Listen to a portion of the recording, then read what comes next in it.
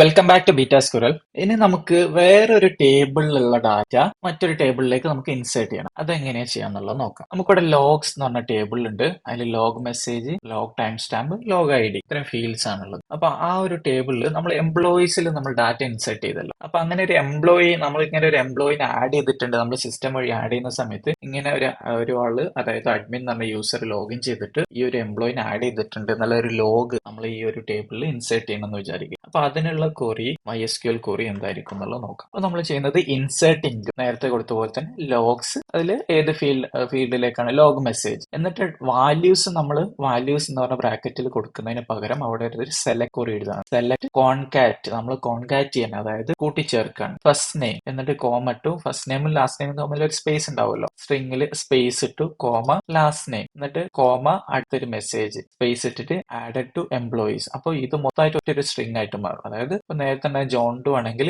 John Doe added to employees എന്ന് പറഞ്ഞിട്ടുള്ള ഒരു സ്ട്രിംഗ് ആയിട്ട് മാറും. ഫ്രം എംപ്ലോയീസ്, ഏത് ടേബിളിൽ നിന്നാണ് അത് സെലക്ട് ചെയ്യുന്നത്? എംപ്ലോയീസ് എന്ന് പറഞ്ഞ ടേബിളിൽ നിന്നാണ് അത് സെലക്ട് ചെയ്യുന്നത്. അപ്പൊ ഈ ഒരു ഇൻസേർട്ട് ക്വറി എങ്ങനെയാണ് ഇൻസേർട്ട് ആവുന്നുള്ളത് നോക്കാം. സെലക്ട് ചെയ്തു, റൺ ചെയ്തു.